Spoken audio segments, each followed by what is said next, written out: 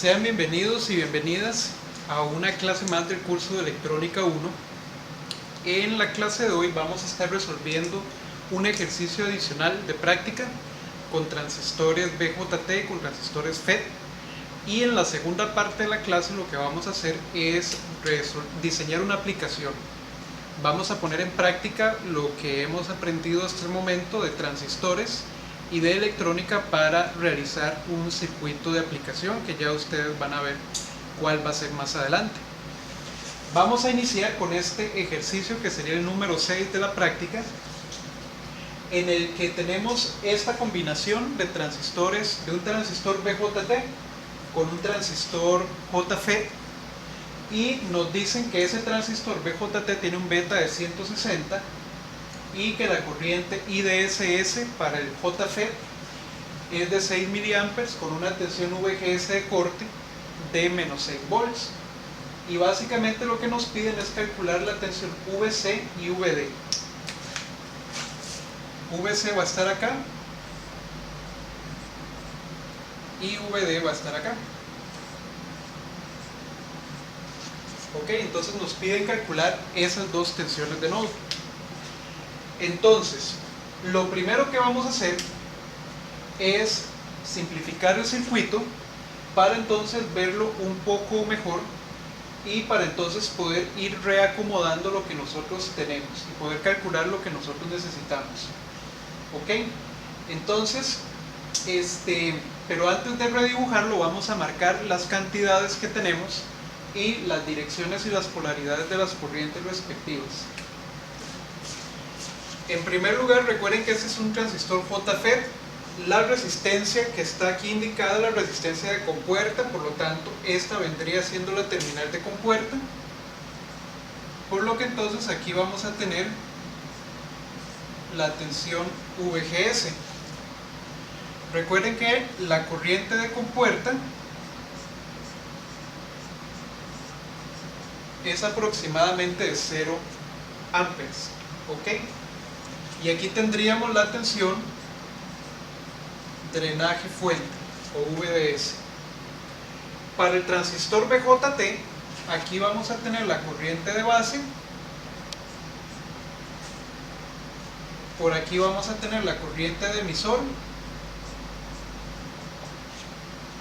por aquí tendríamos la corriente de colector, esta sería la tensión colector-emisor, y aquí tendríamos la tensión base a emisor. Ok, luego aquí tendríamos la tensión de compuerta para el JC. Vean que estamos utilizando una única fuente, que es una única fuente de 20 volts en corriente directa. Entonces ahora sí voy a redibujarlo para entonces ver el circuito más claramente. Entonces,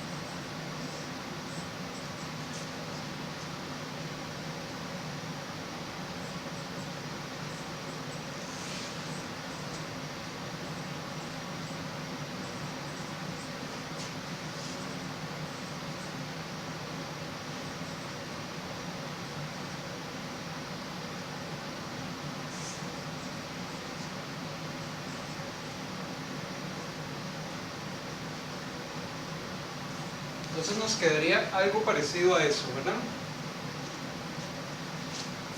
Y aquí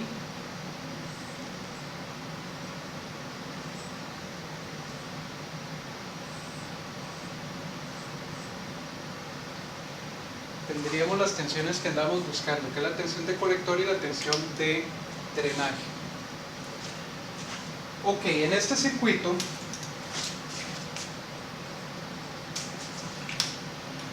nosotros no podemos trabajar inicialmente con el BJT porque no tenemos una trayectoria cerrada que nos permita encontrar, por ejemplo, la corriente de base o alguna de sus variables. Vean que nosotros podríamos trazar esta trayectoria, pero ocuparíamos la tensión de drenaje fuente en el transistor JFET y ocuparíamos la tensión en la resistencia RS, que no las tenemos. Por lo tanto, es una trayectoria que aún no podemos utilizar.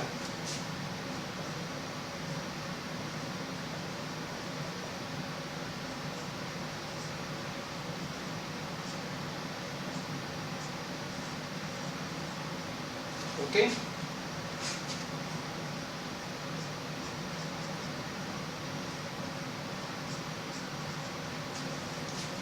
Ahora, entonces, si nosotros quisiéramos analizar el BJT, necesitamos primero saber cómo se está comportando el transistor JFET.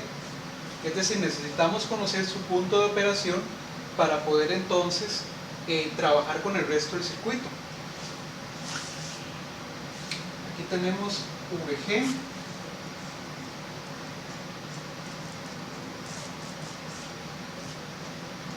De acuerdo, entonces en el circuito, dado que nosotros conocemos R1 y R2, podríamos calcular VG, ¿verdad? Esa es una tensión que nosotros podemos encontrar.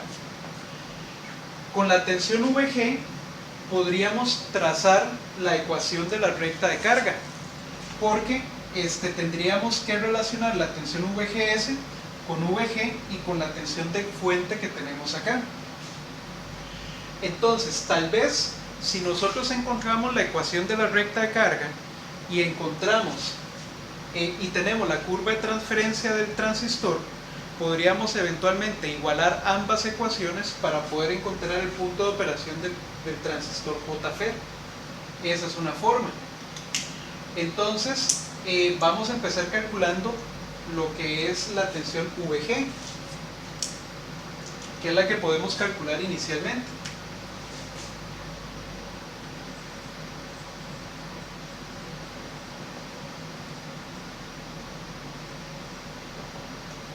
Ok, aquí voy a poner una nota.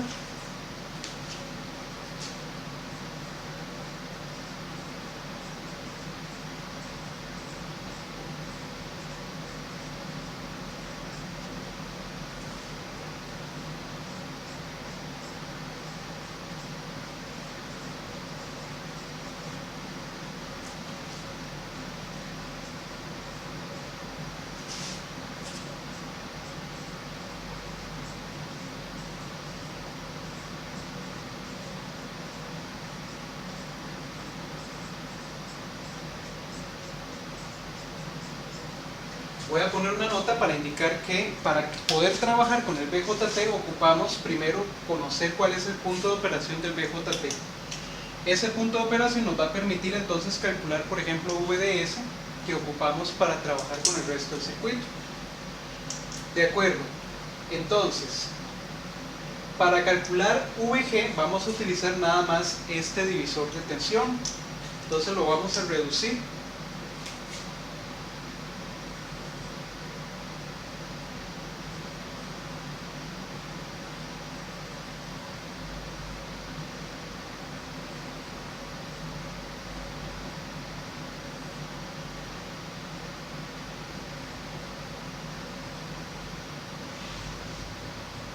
Si nosotros tomamos nada más esta parte del circuito y la reacomodamos, nos quedaría aquí el que está allá.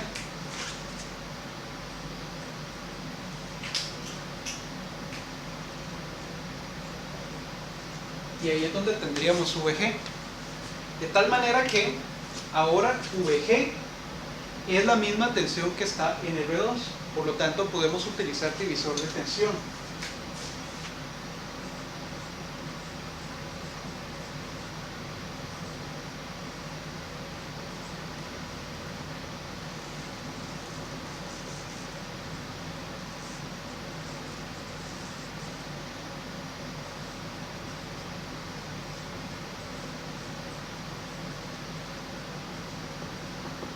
Vamos a utilizar divisor de tensión para calcular esa tensión VG.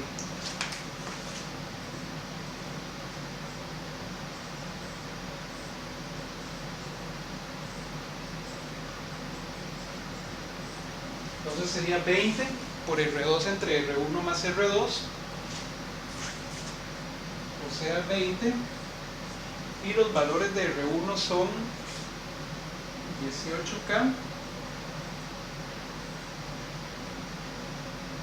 entre 91K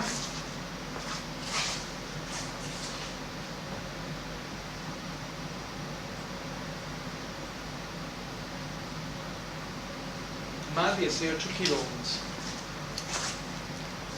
Ok, entonces, ¿cuánto nos daría VG? Sería 20 por 18K entre 91 más 18K.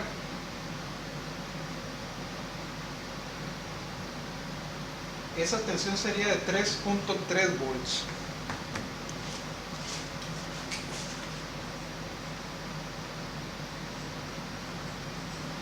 Ok, ya tenemos la primera variable del circuito, que es VG. Ahora, ¿para qué nos puede servir VG en este circuito? Bueno, VG lo podemos relacionar con VGS. Y VGS me serviría tenerlo porque VGS me va a definir quién es IS, ¿verdad? Porque IS es igual a ID. Entonces, podemos buscar la recta de carga.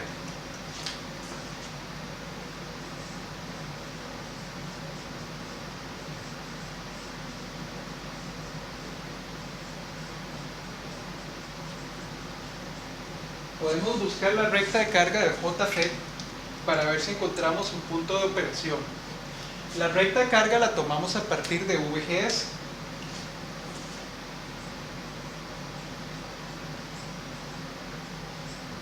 Nosotros sabemos que es VG menos VS. VG ya lo tenemos, pero entonces ahora ¿quién sería VS? VS lo podemos tomar del diagrama. Nosotros sabemos que VS es la tensión que hay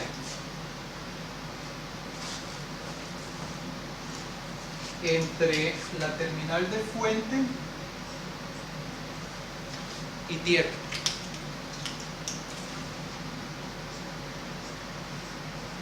VS está acá.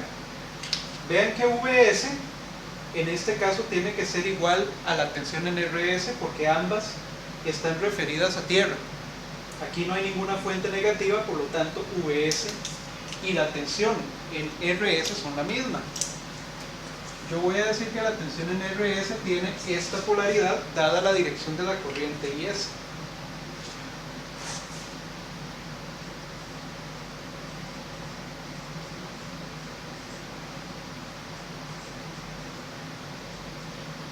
Entonces, la tensión en V, la tensión en la resistencia RS vendría siendo RS por IS.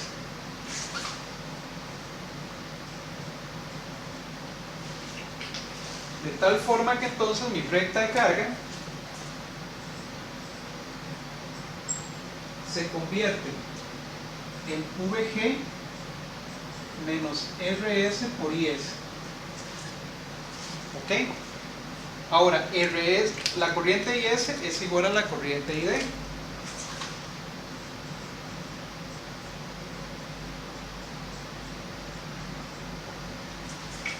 Entonces, ¿quién sería la recta de carga? Sería RS por ID igual a VG menos VGS. Y reacomodando,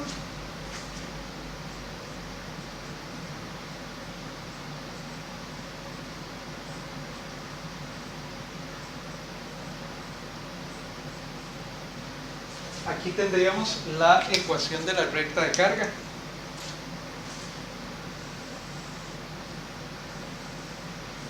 Para este transistor JFET. Ok, si yo sustituyo los valores,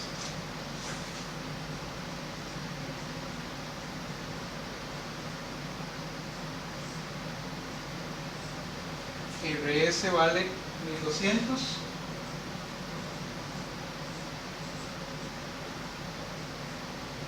y VG nos dio de 3.3.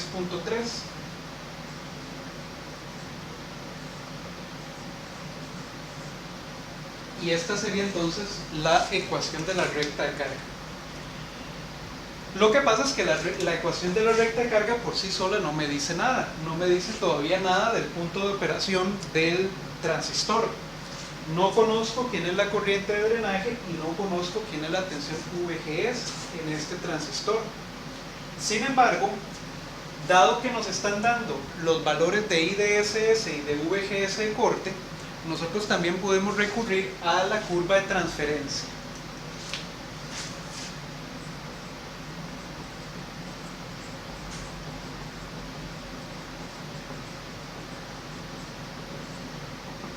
Y la curva de transferencia básicamente me dice que ID es igual a IDSS por 1 menos VGS entre VGS de corte elevado al cuadrado. Y como tenemos los valores, entonces podemos utilizar esta curva de transferencia, graficarla junto con la recta de carga para encontrar el punto de intersección, que sería el punto Q. O ustedes, si quieren, también pueden igualar las dos ecuaciones y resolver de manera analítica. Entonces voy a colocar la curva de transferencia por aquí, ya con los valores. Sería ID igual a 6 miliamperes, que multiplica a 1 menos VGS sobre VGS de corte, que es de menos 6, todo elevado al cuadrado. Entonces vamos a ir a MATLAB y vamos a resolver gráficamente. Vamos a graficar esta curva de transferencia junto con la recta de carga para encontrar el punto donde ellas se intersecan, que sería entonces el punto de operación.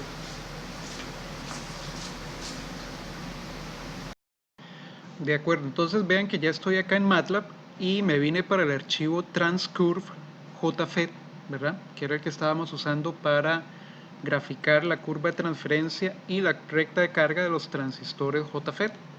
Entonces nada más voy a cambiar los datos. Tenemos ahora una corriente IDSS de 6 miliamperes, un VGS de corte de menos 6, la tensión VG nos dio de 3.3 volts y la resistencia RS en este circuito son 1200 ohms. Entonces nada más voy a revisar la recta de carga. La recta de carga en nuestro caso es menos 1 sobre RS por VGS más VG, que en este caso sería 3.3 sobre RS, que es 1200, multiplicada por 1000, si está bien, es la misma recta de carga para VGS negativo, ¿verdad? Porque tenemos un transistor JFET de canal N. Y la curva de transferencia también la estamos multiplicando por 1000 para poderla tener en miliamperes. De acuerdo, entonces ya con estos datos pues voy a salvar el archivo y lo voy a ejecutar para ver la gráfica. Ok, entonces ya aquí tenemos la gráfica.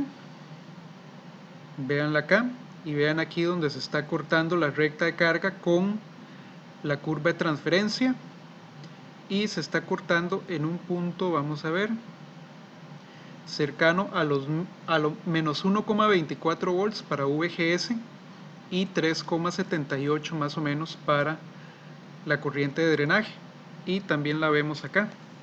Entonces voy a anotarlo para que no se me olvide. Sería VGS Q menos 1,23 o 24 volts, y la I de Q nos está dando 3,78 miliamperes. Entonces ese sería el punto de operación, el punto Q del JFET, y ahora ya podemos entonces continuar con el análisis del circuito. De acuerdo, entonces vean que aquí ya tenemos el punto de operación para el transistor JFET, y anoté por acá también la tensión de compuerta. Vean que la tensión de compuerta fuente VGS Q coincide con lo que esperaríamos para un transistor JFET de canal N.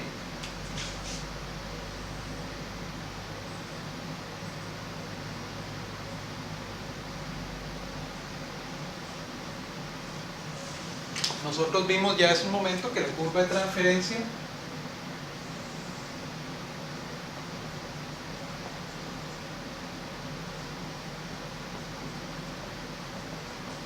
tiene esta forma, y nosotros estamos obteniendo una tensión que es negativa, VGS, y que es un poco menos negativa que VGS de corte. Por lo tanto, estamos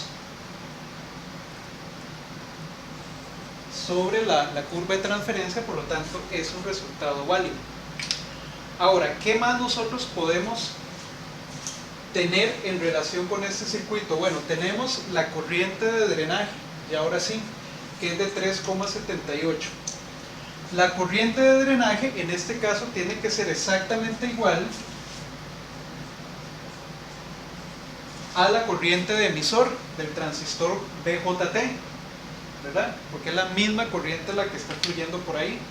La corriente de emisor es tanto la corriente de emisor del transistor BJT como la corriente de drenaje del JFET. Por lo tanto,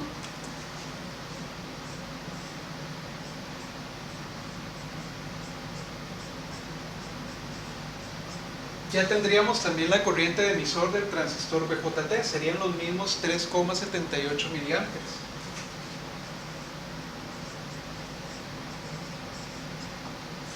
Ok, y ahora ¿qué hacemos con esa corriente de emisor? Bueno, con esa corriente de emisor ya podríamos tener también la corriente de colector, o podríamos tener la corriente de base, ¿verdad? Lo que vamos a hacer es que vamos a utilizar esta corriente de emisor para conocer también la corriente de base.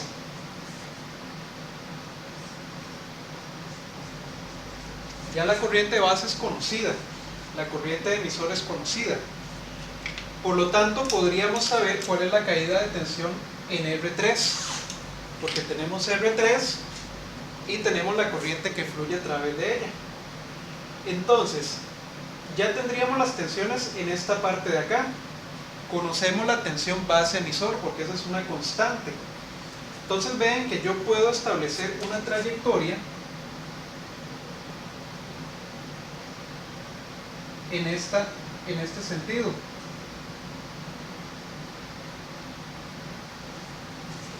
Si yo establezco esta trayectoria que está en azul, yo conozco todas las tensiones excepto la VDS, ¿verdad? La VDS es la única que no conozco, que es la tensión drenaje fuente. ¿Y de qué me va a servir VDS? VDS me va a servir para poder calcular VD, evidentemente, porque VS lo conocemos también. Ok, entonces vamos a analizar esta trayectoria en azul, que es una trayectoria cerrada, para poder encontrar esta tensión VDS.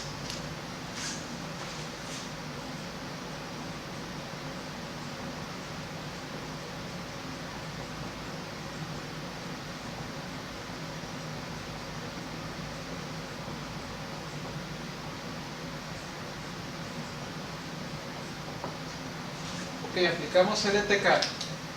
Tendríamos, partiendo desde tierra, serían menos 20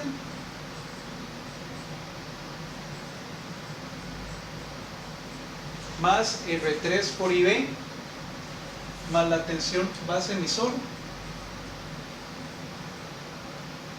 más la tensión VDS que no conocemos, más la tensión en RS,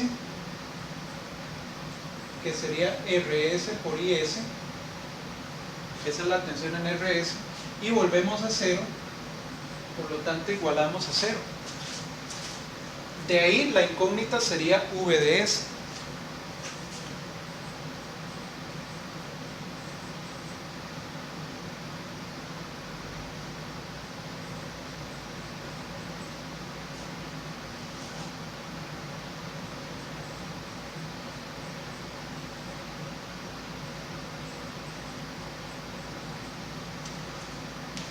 Y nos quedaría de esa forma, ¿verdad? Bien, a esta ecuación tenemos que hacerle unos ajustes porque tenemos la corriente de base y tenemos la corriente de fuente. Pero nosotros sabemos que la corriente de emisor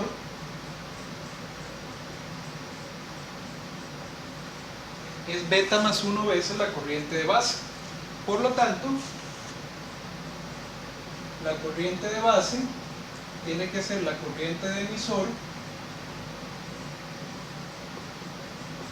entre beta más 1. Eso es lo primero. Y lo segundo, que la corriente de fuente es la misma corriente de drenaje.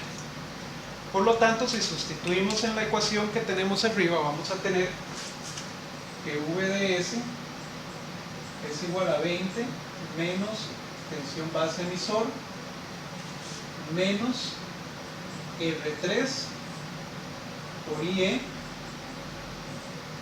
entre beta más 1, que sería la corriente de base, menos RS por ID. Y ya ahí pues tenemos todos los demás valores para resolver VDS.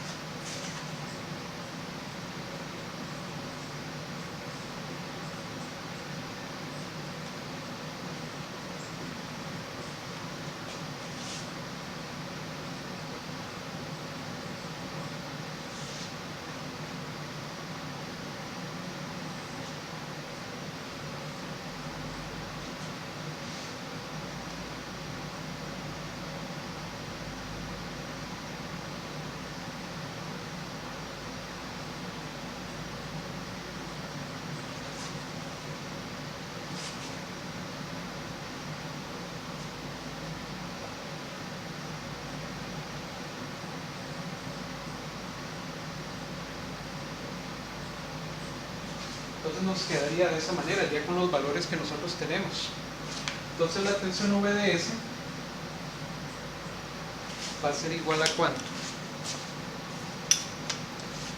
Va a ser igual a 20 menos 0.7, luego 330.000 negativo por la corriente entre 161, luego 1200 negativo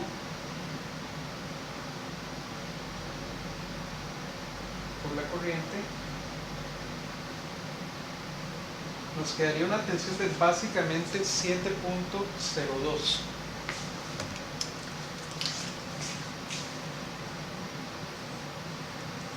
volts.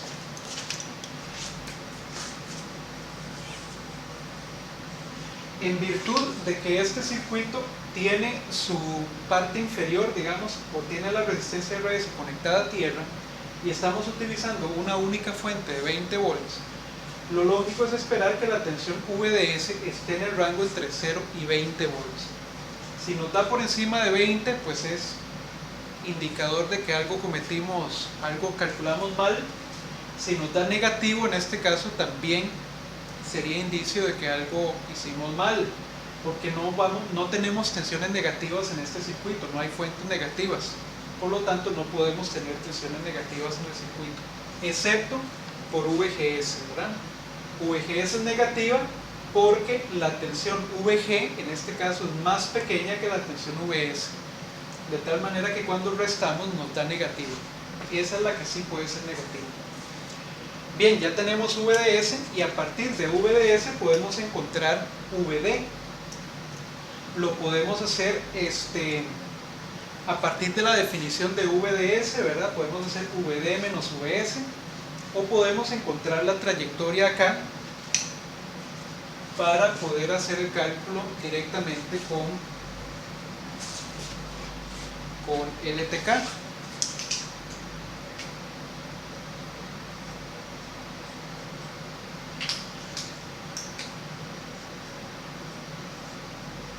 Colocamos VD referido a tierra y entonces modificamos nuestra trayectoria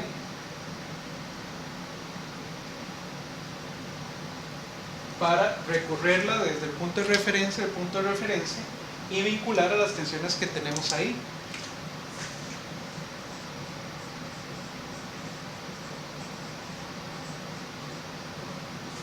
Entonces vamos a calcular a VD. VD sería en este caso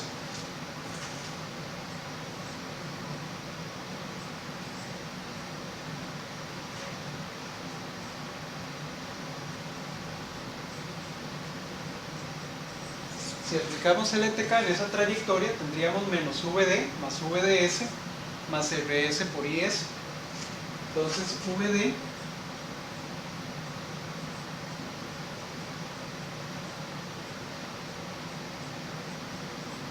sería esta expresión, sustituyo IS por ID porque son iguales y tendría que VD es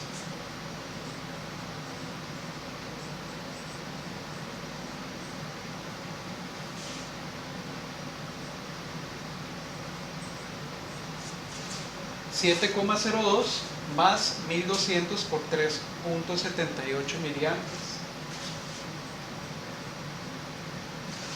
Y vamos a ver cuánto nos da esa tensión. Hay que sumarle 1200 por la corriente. Nos da 11,55.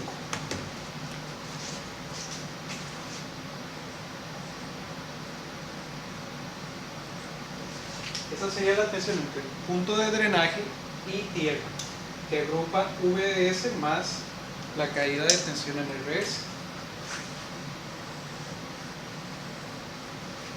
Entonces ya tenemos lo primero que nos pidieron, bueno, lo segundo. Ahora nos queda calcular VC y tenemos que ver entonces qué trayectoria ahora podemos encontrar para poder encontrar VC. ¿Ok?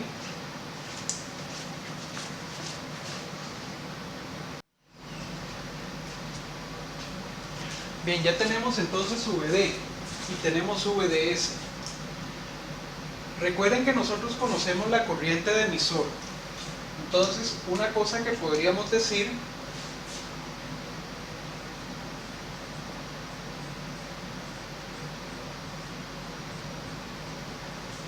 es que IC es aproximadamente IE. Por lo tanto, ya conoceríamos también la corriente de colector.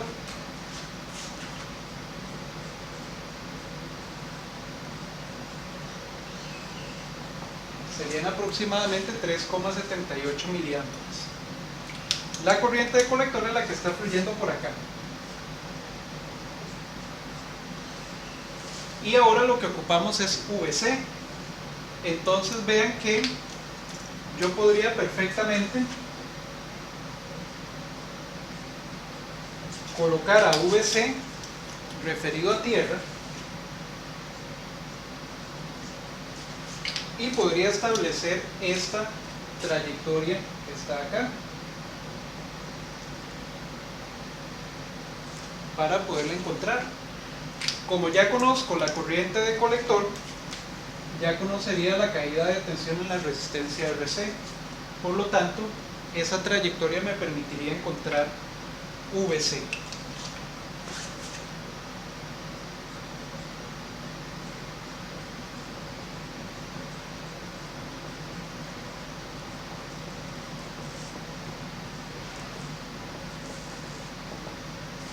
Entonces, en la nueva trayectoria azul vamos a tener la siguiente ecuación de tensiones.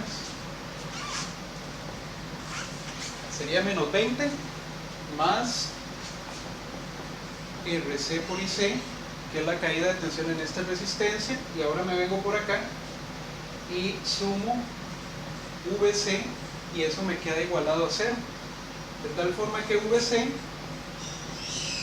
sería 20 menos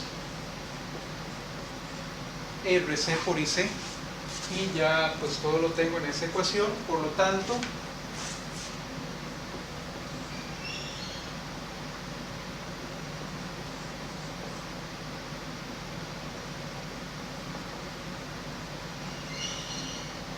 calcularía VC de esa manera. RC es de 1100, la corriente de colector es aproximadamente igual a la de emisor, y la fuente es de 20. Entonces VC, la tensión de colector, serían 20, 1100 negativo por la corriente, 15,84.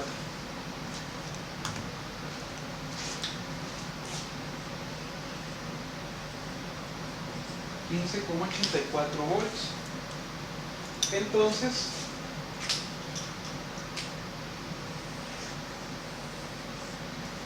ya tenemos la tensión de colector, tenemos la tensión de drenaje, y podemos calcular también la tensión de fuente, ¿verdad? Nosotros habíamos dicho que VS era RS por IS, ¿verdad? Porque es la misma caída de tensión que tenemos en la resistencia de fuente. O sea, RS por ID,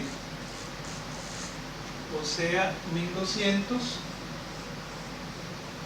por 3,78 miliamperes. Entonces también tenemos la tensión de fuente.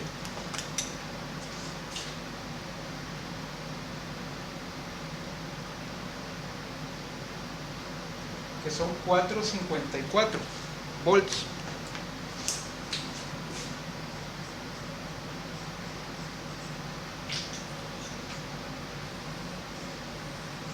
Entonces vean cómo va aumentando la tensión conforme nos vamos moviendo hacia arriba en esta trayectoria externa. Aquí tenemos potencial de 0. En este nodo tenemos la tensión de fuente, que son 4,54 volts. Nos movemos hacia arriba y entonces sumamos la tensión drenaje fuente y tenemos la tensión de drenaje en 11,55 volts. Ahora nos movemos aún más hacia arriba, sumamos la tensión colector emisor del transistor BJT y tendríamos la tensión de colector, que es de 15,84, y nos movemos aún más hacia arriba a este nodo que está aquí, y este nodo está elevado a la misma tensión de la fuente, o sea a 20 volts. Entonces vean que los valores que tenemos pues son coherentes, van aumentando conforme nosotros nos vamos moviendo hacia arriba en la marcha. También podemos calcular la tensión colector emisor del transistor 2 para tener su punto de operación completo. Podemos de múltiples formas calcularlo, ¿verdad? Podemos utilizar una trayectoria cerrada en este sentido. Podemos calcular la trayectoria cerrada completa desde este nodo de tierra hasta este nodo de tierra. Pero podemos también partir de la definición de la tensión colector emisor.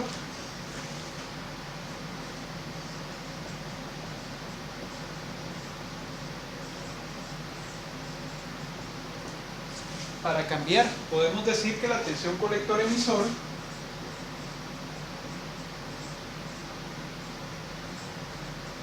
es la tensión de colector menos la tensión de emisor. Y ustedes dirán, sí, pero ¿cuál es la tensión de emisor? No la hemos calculado. Pero noten que la tensión de emisor en este caso es exactamente igual a la tensión de drenaje, porque el nodo es el mismo. Este nodo es VE para el transistor BJT, pero ese mismo nodo es VD para el transistor JFET.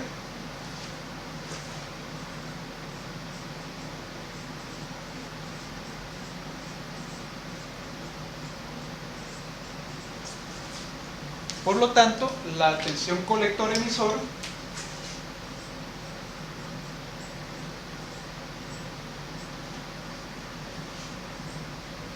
la podemos calcular como VC menos VD, que es eventualmente esta trayectoria que ustedes harían de esta manera.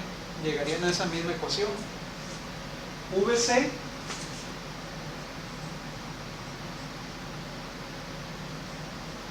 $15,84 volts y VD la tenemos allá arriba,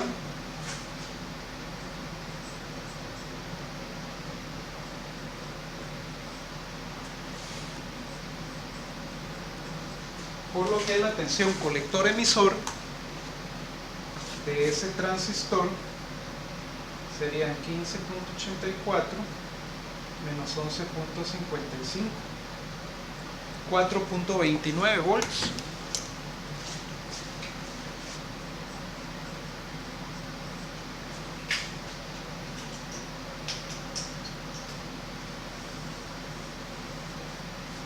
Y entonces para el transistor BJT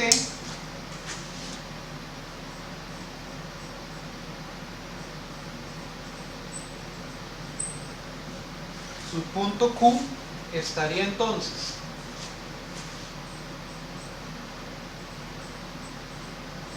en 4,29 volts para la tensión colector-emisor y en 3,78 miliamperes para la corriente de colector. Ya tenemos entonces los dos puntos Q y calculamos las dos variables que nos habían pedido al inicio.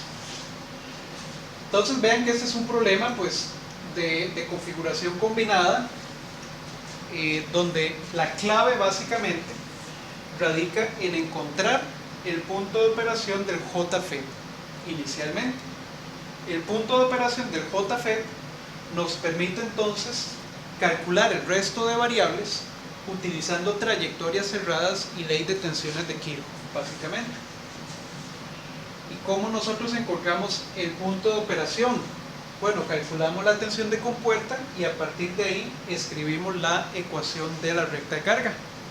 Conociendo la recta de carga y conociendo la curva de transferencia del transistor, pudimos encontrar su punto de operación gráficamente. Y a partir de ahí, pues el resto fue plantear ecuaciones de trayectorias cerradas para poder encontrar tensiones desconocidas, básicamente. Ok, entonces este sería el ejemplo que vamos a hacer en la clase de hoy, y en la siguiente parte lo que vamos a hacer es desarrollar una aplicación para que ustedes vean parte de lo que hemos estudiado hasta el momento aplicado a la solución de un problema en concreto. Entonces vamos a continuar con esa parte.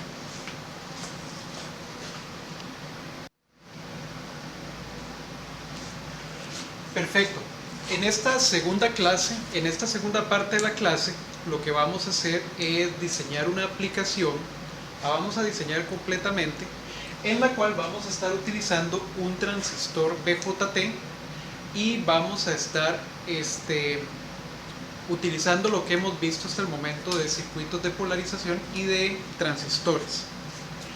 La aplicación que vamos a diseñar es un control automático para el encendido y apagado de las luces de la casa.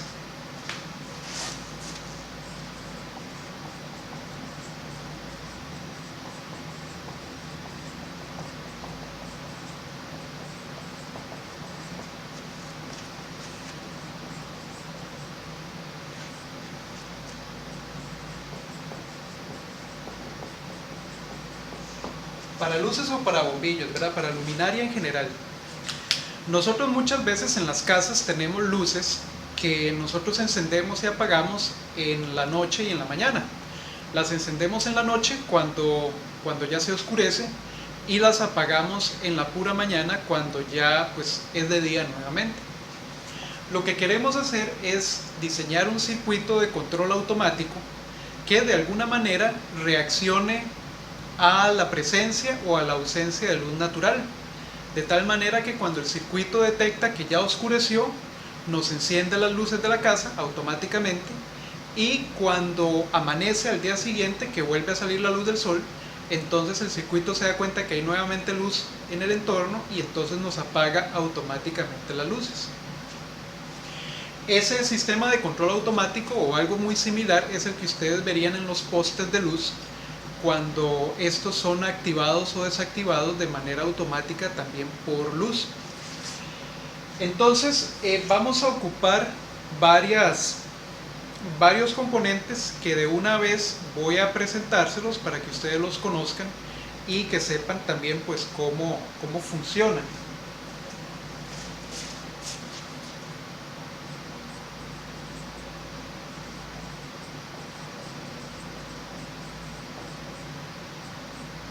Vamos a utilizar un transistor BJT que nos va a servir como interruptor controlado por luz. Entonces va a ser un transistor que nosotros lo vamos a estar utilizando como interruptor. Ese es el primer dispositivo.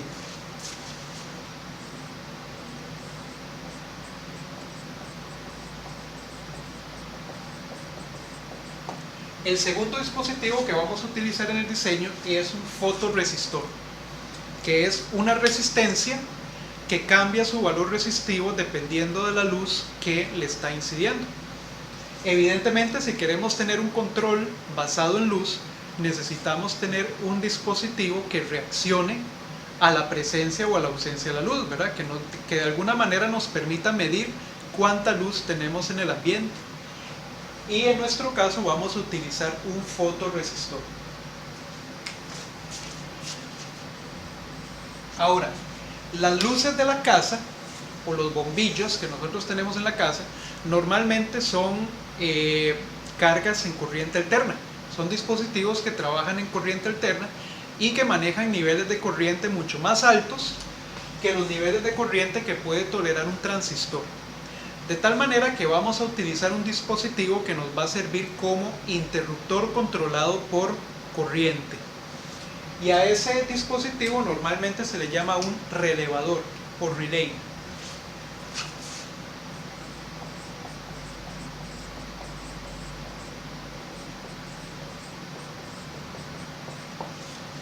¿Okay? Y también vamos a estar utilizando un diodo.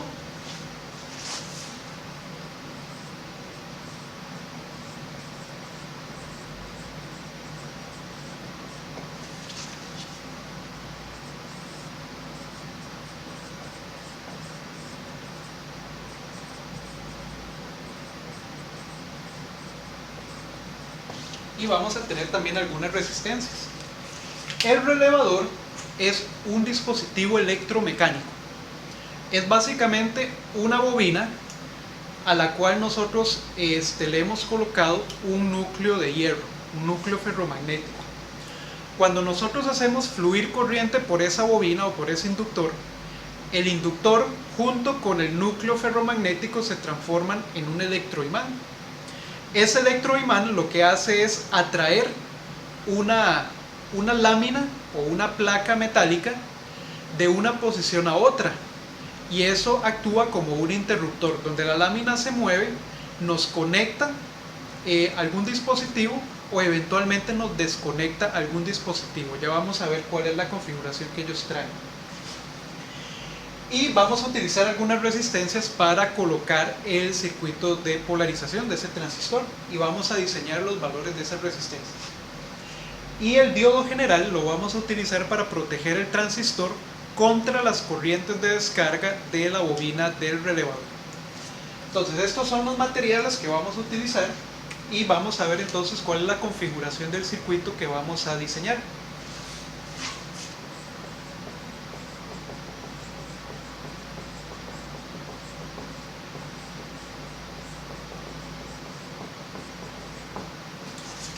Ok, vamos a tener la siguiente configuración.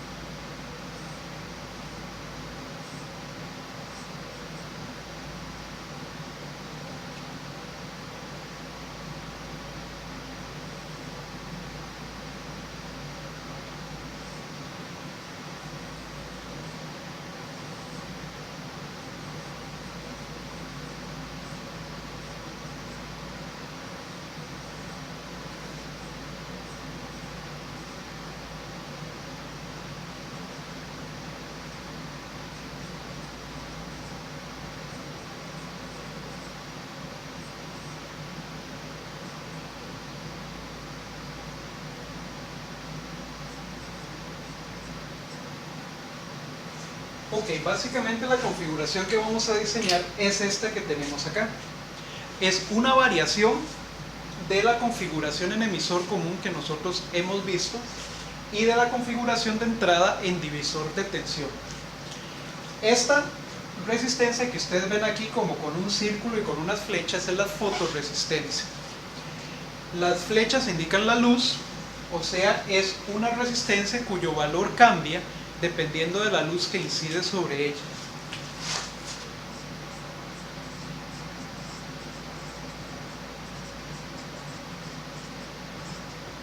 Esta es la fotorresistencia y este inductor que ustedes ven ahí es el relevador, es la bobina del relevador. Ahora, esta bobina tiene pues un núcleo metálico, ferromagnético, y muy cerca de ella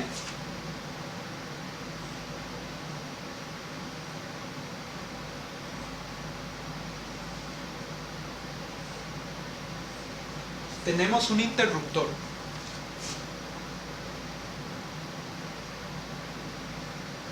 Y ese interruptor reacciona dependiendo de si nosotros tenemos corriente o no tenemos corriente a través de la bobina. El relay que tenemos acá, o el relevador, la ventaja es que nos va a permitir a nosotros controlar incluso cargas que trabajan en corriente alterna, porque en realidad no existe contacto eléctrico entre el interruptor y la bobina que controla ese interruptor.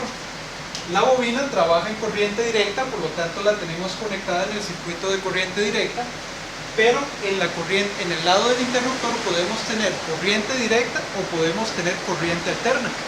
No habría ningún problema. Noten que el interruptor normalmente tiene un polo simple y tiene dos posiciones. Entonces yo puedo decir que esta es mi posición A y esta es mi posición B, y ese sería el polo. De tal forma que yo podría tener un aparato o una carga que se enciende cuando la bobina queda energizada y se apaga cuando la bobina queda desenergizada, o podría tener un aparato que más bien se apaga cuando la bobina se energiza y se enciende cuando la bobina se desenergiza. Supongan, por ejemplo, que yo tengo algo conectado entre P y B. Entonces, cuando la bobina está sin energía, cuando no hay corriente fluyendo a través de ella, el aparato está normalmente encendido porque está conectado entre P y B. Sin embargo, cuando empieza a fluir corriente a través del inductor, entonces el interruptor pasa a la posición B, a la posición A, y me desconectaría lo que yo tenga conectado entre P y B. Entonces, en ese caso, más bien hablaríamos de algo que está normalmente encendido. Está encendido cuando la bobina no tiene energía almacenada. Sin embargo, si yo conecto ese aparato eléctrico entre P y A, más bien el aparato estaría desconectado siempre y cuando no haya corriente fluyendo por el inductor. Cuando fluye corriente a través del inductor, el interruptor pasa a la posición A y por lo tanto me enciende el aparato que yo tengo conectado entre P y A. Entonces ahí hablamos de una conexión normalmente apagada, porque más bien se enciende cuando el inductor empieza a almacenar energía. Entonces vamos a utilizar este interruptor para controlar el encendido y el apagado de las luces, y vamos a utilizar ese circuito en corriente alterna.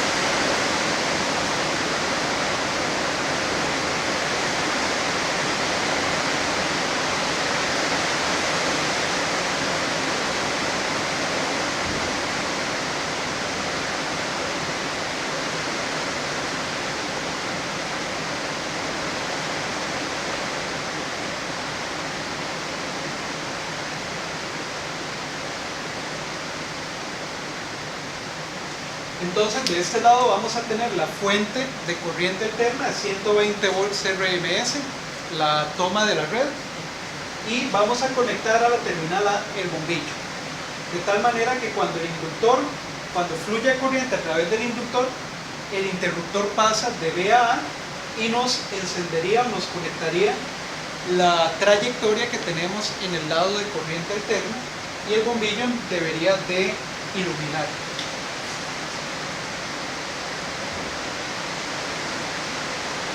¿Ok? Entonces, este es el diseño básico que nosotros queremos implementar. Para poder hacer que esto funcione necesitamos diseñar el valor de Rx básicamente y necesitamos colocar un transistor también. Entonces vamos a ir a medir varias cosas que nosotros ocupamos para hacer que el circuito funcione. Lo primero que ocupamos es medir la beta del transistor. Entonces este transistor va a operar con una cierta beta que tenemos que medir. Luego tenemos que ir a medir la impedancia del embobinado del relevador. Este relevador tiene un montón de vueltas de cable en la parte de su bobina y es tanto cable que representa una especie de impedancia que es significativa y que podemos medir y que podemos considerar casi que como si fuera una resistencia. De tal manera que conociendo el valor de la impedancia de la bobina, nosotros podríamos diseñar el circuito. Entonces necesitamos conocer la Z o la impedancia de este inductor. Ahora, los relevadores normalmente se diseñan para funcionar a una cierta tensión, en corriente directa y en corriente alterna. El relay que nosotros vamos a usar en este diseño es un relay de 12 volts. O sea, la bobina reacciona y hace que el interruptor cambie de posición cuando nosotros la conectamos a 12 volts. Entonces vean que la fuente que yo estoy utilizando acá es una fuente de 12 volts. ¿Okay? Hay relays de muchos otros valores. Hay relays con tensiones más bajas, digamos de 9, de 5 o incluso de menos tensión. Y hay otros relays que trabajan a mayores niveles de tensión. Y hay relays que también se utilizan para trabajar en corriente alterna. Por lo tanto, funcionan a niveles de corriente alterna. Este relay que tenemos acá es un relay de 12 volts. ¿Okay? Y finalmente tenemos que ir a medir la fotoresistencia. Nosotros tenemos que saber, más o menos, cuáles van a ser sus valores resistivos mínimos y máximos. Recuerden que ella va a cambiar su valor resistivo con respecto a la luz que incide sobre ella.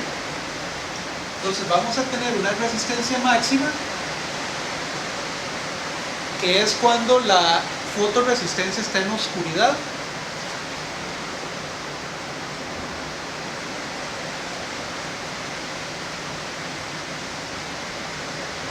Y vamos a ir a medir también la resistencia mínima, que es cuando la resistencia está siendo expuesta a la luz. ¿Okay? Entonces, midiendo estos parámetros, nosotros vamos a tener la información necesaria para diseñar el circuito y para encontrar este valor resistivo, que es el que básicamente ocupamos para que el circuito funcione. Entonces vamos a ir a medir esos parámetros y ya venimos a continuar con el diseño.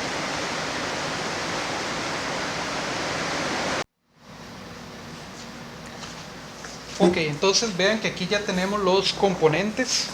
Este es el relevador o el relay. Vean que en su interior ustedes pueden ver aquí como en celeste la bobina y aquí los cables que comunican los interruptores con los pines. Entonces esta bobina, si yo quito el relay, ustedes van a ver aquí los pines. Este relay en particular tiene 4 interruptores como los que vimos en la pizarra. Tiene 4 que son independientes, aunque los 4 reaccionan con la misma bobina, ¿verdad? Los 4 se activan o se desactivan al mismo tiempo cuando nosotros energizamos el inductor. Estos 2 pines de acá son los pines del inductor. Entonces uno normalmente los pone en estas bases para poder tener acceso a cada uno de estos pines mediante estos tornillos. Entonces yo ya identifiqué que las dos terminales de la bobina están en estos 2 tornillos de aquí abajo y por eso fue que entonces yo les conecté estos cables. Pero entonces esos cables están conectados al inductor por medio de la base. Entonces lo que voy a hacer ahora es primero medir cuál es la resistencia o la impedancia de ese inductor. Entonces voy a conectar el multímetro en medición de resistencia y vamos a ver el valor. Vean que el valor anda en el orden de 158.1.2 ohms. Recuerden que esta es una impedancia en realidad, porque lo que estamos midiendo es un inductor, no es una resistencia como tal. Ok, entonces ya ahí tenemos el valor de la impedancia de la bobina. Ahora lo otro que necesitamos medir es la beta del transistor. Yo voy a utilizar para esta prueba un transistor 2N2222, que es este que ustedes ven acá, es un transistor NPN de silicio. Entonces voy a medir su beta con el multímetro. Entonces pongo el multímetro en medición de beta. La disposición de las terminales en este transistor es emisor, base, colector. Entonces lo conecto acá y la beta me da de aproximadamente 200 o 201. Esa sería la beta de mi transistor. Entonces ya tenemos ese valor también medido. Y finalmente aquí tenemos la fotorresistencia. Este es un fotorresistor pues común y corriente. Es una resistencia que varía con respecto a la luz y básicamente es un semiconductor. Lo que pasa es que uno le llama también fotorresistencia. Entonces vamos a medir cuál es la resistencia del dispositivo a plena luz y cuál es la resistencia del dispositivo en oscuridad. Ok, entonces vean que en plena luz el dispositivo ronda los 900, vamos a ver, los 900 ohms básicamente. Depende de cuánta luz incida, ¿verdad? Si yo lo acerco a la luz, la resistencia baja, y si lo alejo de la luz, la resistencia aumenta levemente. Ahora vean lo que ocurre cuando yo lo tapo.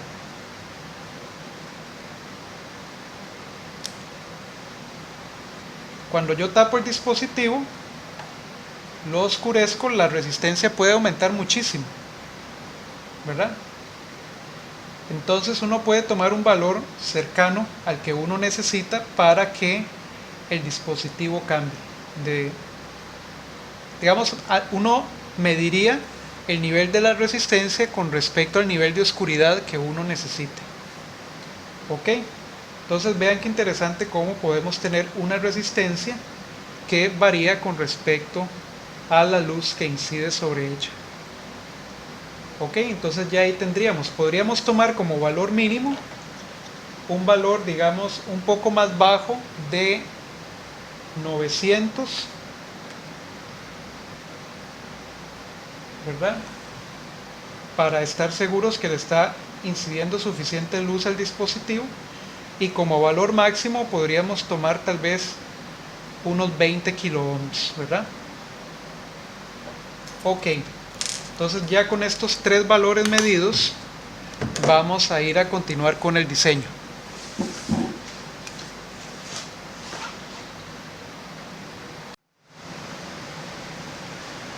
De acuerdo, entonces ya nosotros realizamos las mediciones, encontramos que el beta es de 200 aproximadamente, la impedancia de la bobina es de 159 ohms, la resistencia máxima del fotorresistor era de 20 kilo ohms, y la resistencia mínima de 700 ohms. Recuerden que estamos utilizando el transistor 2N2222. ¿Ok? Perfecto. Entonces, vamos a iniciar lo que es el diseño del circuito.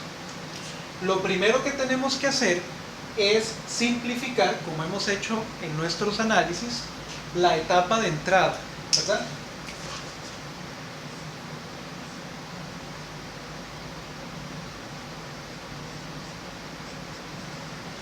para entonces nosotros poder diseñar el circuito o analizar el circuito de manera más sencilla. Ok, entonces vamos a ver cómo nos quedaría el circuito reducido de entrada.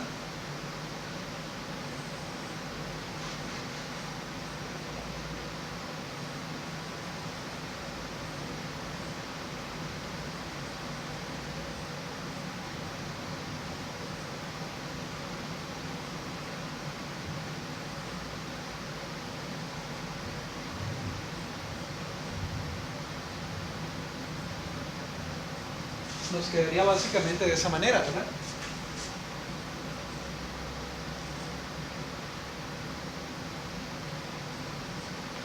Ok, entonces necesitamos conocer ahí quién sería V de Thevenin y quién sería la resistencia de Thevenin. Recuerden que RF es en realidad la resistencia del fotorresistor. Ok, entonces nosotros lo que ocupamos es encontrar el equivalente de Thevenin. La tensión de Thevenin por divisor de tensión tiene que ser la tensión en RF.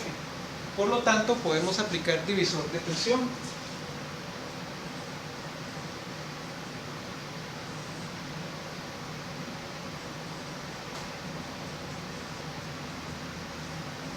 Y ahí tendríamos entonces la tensión de Thevenin en función de RF, ¿verdad? Y de RX.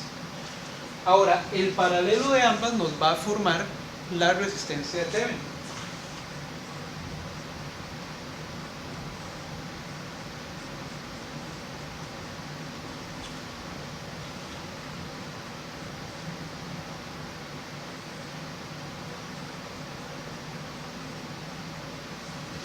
Entonces tendríamos esas dos expresiones. Eso nos va a permitir entonces reducir la etapa de entrada del circuito. Entonces, ¿cómo nos va a quedar el circuito equivalente?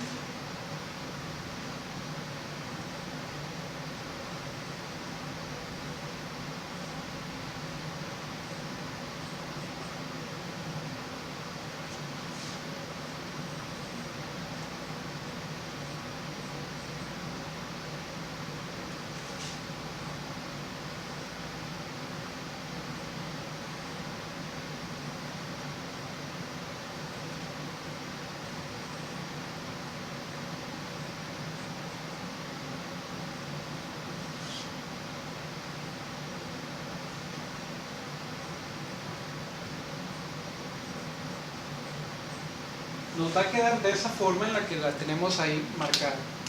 Vean que sustituye el relay únicamente por una impedancia, que yo voy a representar de esta manera para pues tener una idea de que no es una resistencia pura, sino que en realidad es una impedancia, es un inductor. Sin embargo, esa impedancia tiene una magnitud de 159 ohms. Para que el relay funcione, para que el relay de verdad haga que el interruptor cambie de posición, yo necesito aplicar en esta resistencia o en esta impedancia prácticamente toda la tensión de la fuente. Por lo tanto, yo necesito que la tensión en el transistor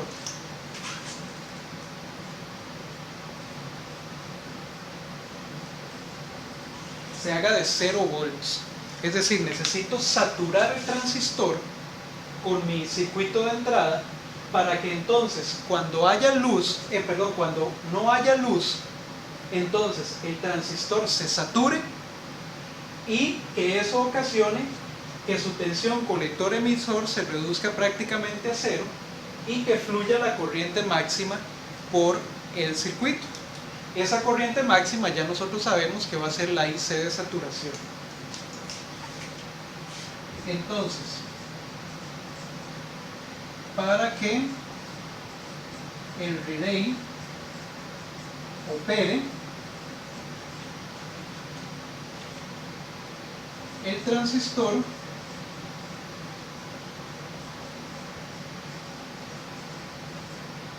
debe saturarse.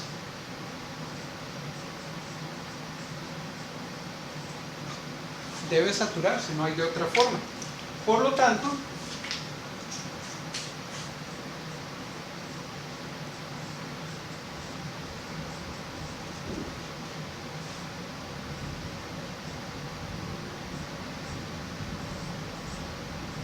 la tensión colector-emisor tiene que hacerse aproximadamente de cero. Y en el momento en el que la tensión colector-emisor se hace cero,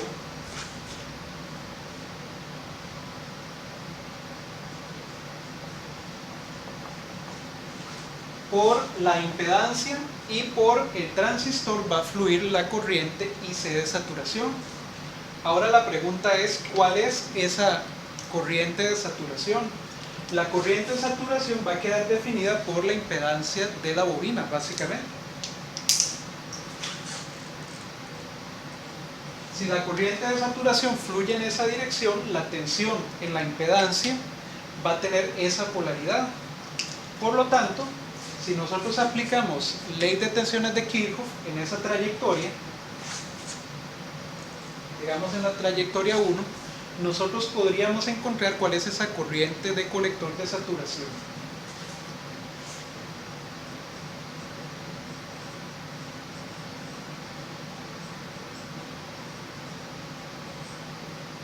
Entonces aplicamos LTK en 1 y tendríamos que menos 12 más ZL por la corriente de saturación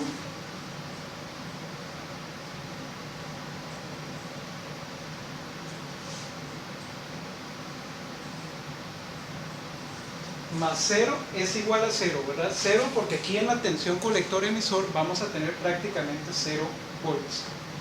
Entonces despejamos la corriente de saturación.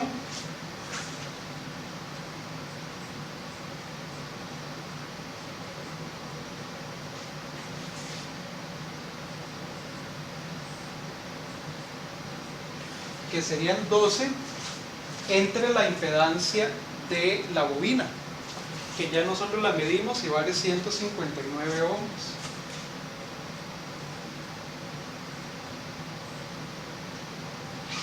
Perdón.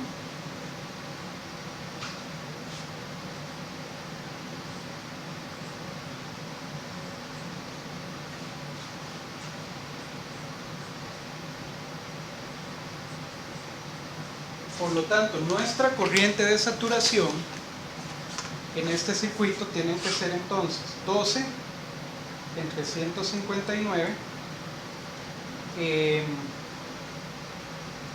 75.5 miliamperes.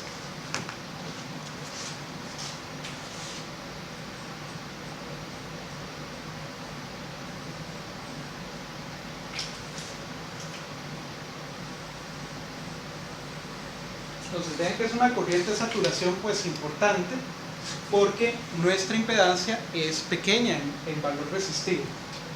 Ok, entonces ya ahora que tenemos la corriente de saturación del transistor, vamos a calcular cuál sería la corriente de base de saturación.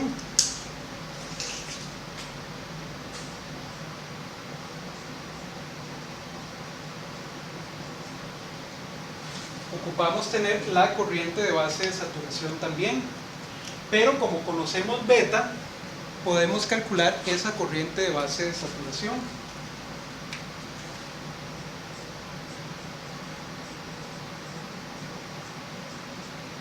Esa corriente sería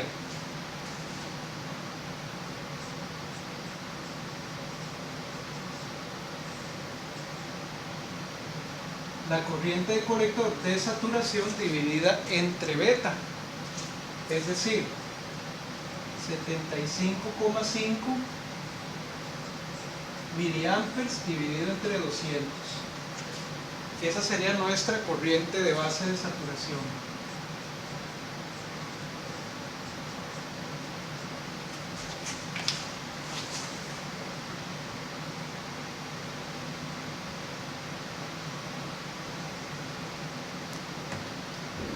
Que vendrían siendo más o menos 0.38 miliamperes.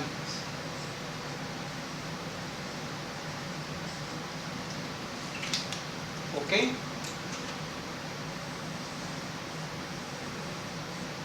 Entonces ya tenemos la corriente de base de saturación. Ahora lo que vamos a hacer es diseñar el valor de Rx para que cuando esta resistencia de la fotocelda sea cercana a su máximo, ¿verdad? Porque es cuando ella está oscura que la resistencia aumenta, y es en el momento en el que nosotros queremos encender las luces, cuando no haya luz. Entonces, para que cuando R máxima esté cerca del valor máximo de la fotoresistencia, que la corriente que fluya de base por el transistor sea la corriente de base de saturación, de tal manera que entonces el transistor se sature y su tensión colector emisor se reduzca prácticamente a cero, para que de esa forma el relay se active. Eso es lo que vamos a hacer en la siguiente parte.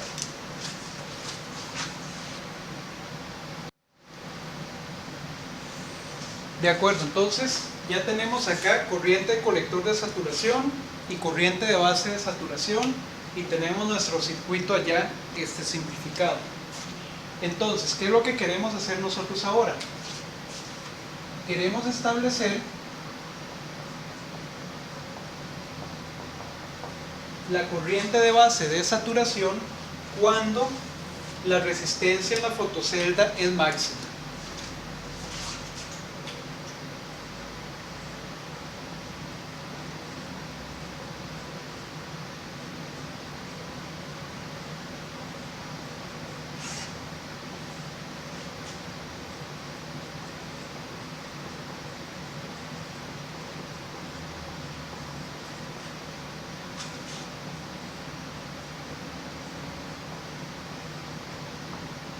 ¿Ok?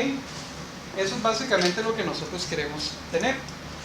Y acá nosotros tenemos la tensión base a emisor, igual que siempre. Entonces yo voy a establecer una ecuación de tensiones acá en esta trayectoria que le voy a llamar 2, para ver entonces qué valores de Rx nosotros vamos a necesitar.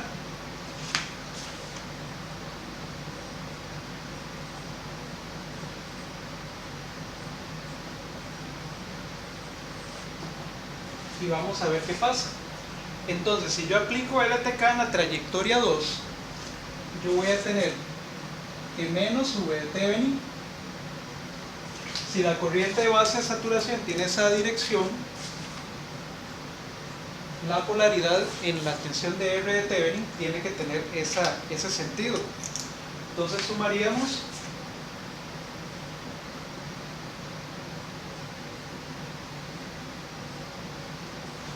R de Thevenin por la corriente de base de saturación más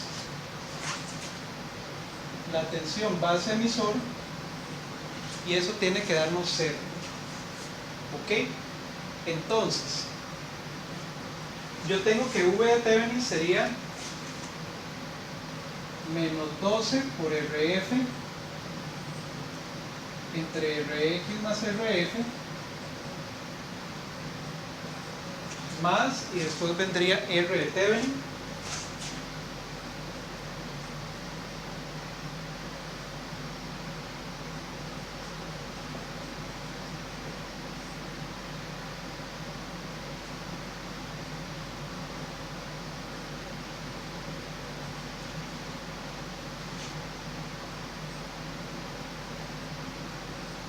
más la tensión base emisor es igual a 0. Ok, entonces yo lo que quiero es que la corriente de base de saturación se establezca cuando la resistencia, mi fotoresistencia, se acerca a su máximo, y nosotros dijimos que el máximo era alrededor de 20K. Yo voy a tomar como máximo un valor un poco menor que 20K. ¿Para qué?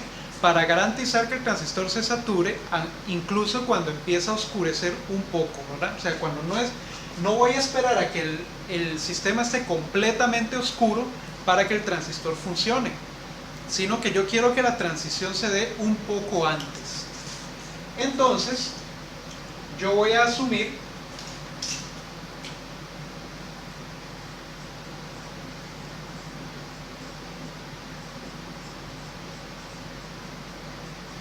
que la resistencia RF en esa fórmula no van a ser los 20K, que es cuando yo quiero la corriente de base de saturación, sino que va a ser menos, va a ser, digamos, 15 kilo ohms. Por supuesto que eso habría que probarlo en el lugar, ¿verdad? Para garantizar que ese es el nivel de luz que yo necesito o de oscuridad que yo necesito en el sistema para que el transistor conmute. Si la resistencia RF se hace más alta, pues simplemente vamos a saturar el transistor aún más, pero eso no lo va a dañar y nos va a garantizar que las luces se van a mantener encendidas cuando estamos en condición de oscuridad. Entonces yo voy a tomar RF de 15 kilo ohms ahorita, digamos así, para resolver el problema. Uno puede variarlo, ¿verdad?, dependiendo del nivel de luz que uno tenga en el lugar exacto. Entonces, ¿cómo me quedaría la fórmula si RF es de 15 kilo ohms? Me quedaría 15K por Rx por I de base de saturación entre 15.000 más Rx más o igual, perdón, a 12 por 15.000 entre Rx más 15.000. En realidad yo debería ponerlos al revés.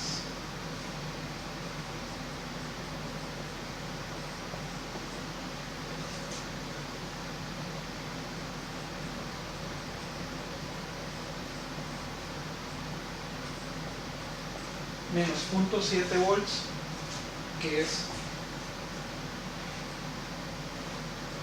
V base emisor.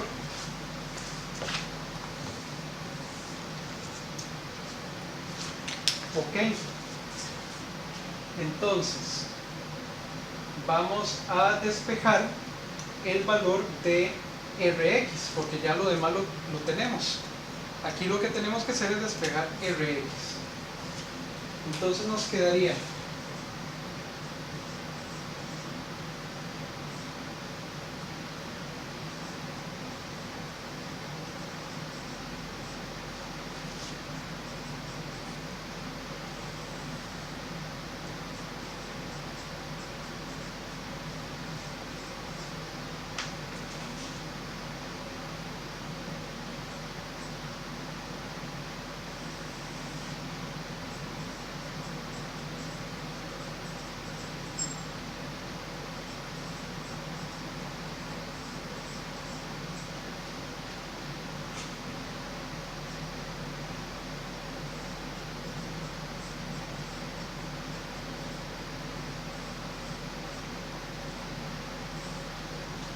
nos quedaría de esa manera, ¿verdad?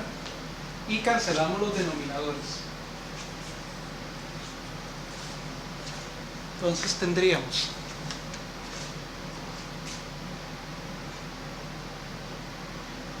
15.000, 0.00038, 5,7 Rx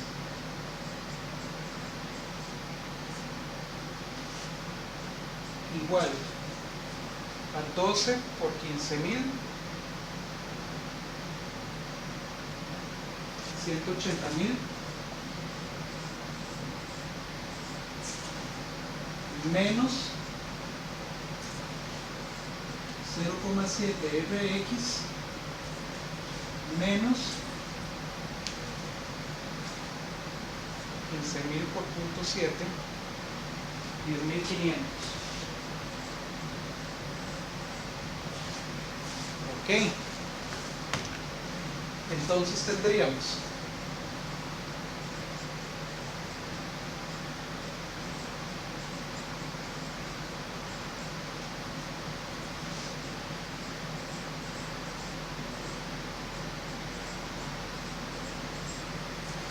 esa expresión para Rx y despejando Rx tendríamos que eso es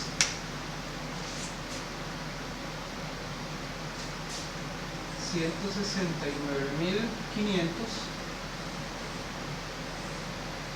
entre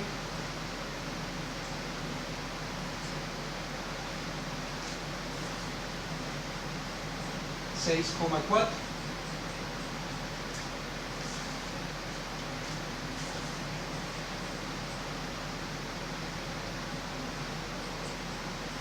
Y Rx nos da 26,5 kiloohms. Es decir, si yo coloco esa Rx acá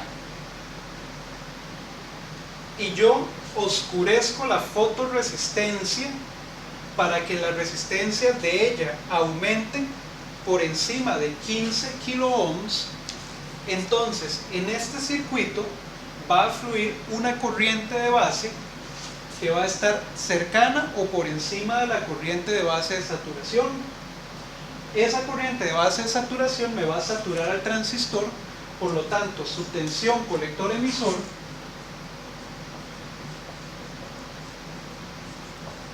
se va a reducir aproximadamente a 0 volts. Al reducirse a 0 volts, la tensión en la impedancia de la bobina aumenta hasta alcanzar prácticamente la tensión de la fuente. Por lo tanto, estaríamos energizando el relay o el relevador lo suficiente para que él me haga operar el interruptor. Y al hacer operar el interruptor, el bombillo se va a encender. Si yo más bien le aplico luz a la resistencia, a la fotoresistencia, su resistencia va a bajar, y al bajar su resistencia baja su nivel de tensión y la corriente debería de disminuir, la corriente de base. Por lo tanto, estaríamos sacando al transistor y estaríamos reduciendo mucho la tensión que hay entre este punto y tierra. Por lo tanto, lo ideal es que el transistor se apague, ¿ok? Se quede en corte, y al quedarse en corte, el relay entonces pierde la energía y el interruptor vuelve a su posición normal.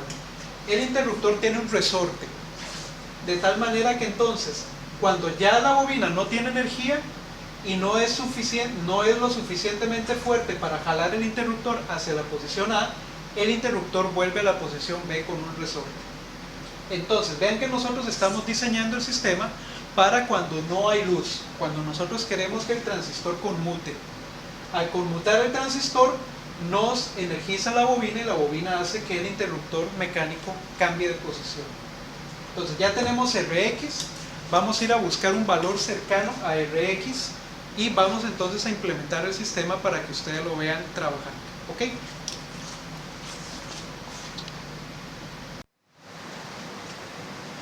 Ok, entonces ya aquí estamos con el sistema armado y ahora pues vamos a probarlo para ver si funciona. La resistencia que yo al final encontré para Rx no es de 26,5 kiloohms, sino que es de 27 kiloohms. Un poquito más grande, pero ese es el valor comercial más cercano que yo encontré. Vean que aquí tenemos el diodo de protección para el transistor. Este sería el transistor 2N2222 y vean aquí donde tenemos a la fotoresistencia. Y ya aquí tenemos alambrado también el relevador. Entre estos dos tornillos yo tengo las terminales P y A que nosotros hablamos en el análisis en la pizarra, ¿verdad? Es un par de contactos que están normalmente abiertos, para que entonces cuando yo energice la bobina, más bien el interruptor se cierre entre esos dos puntos. Vean que lo que estoy conectando como carga en realidad es un bombillo de corriente alterna, y pues simplemente lo que hice fue que corté uno de sus cables, bueno, corté los dos, pero uní y más bien lo tengo abierto para conectarlo aquí al relevador, ¿verdad? Ok. Yo podría tener 4 bombillos cambiando de estado simultáneamente porque este relevador tiene 4 interruptores.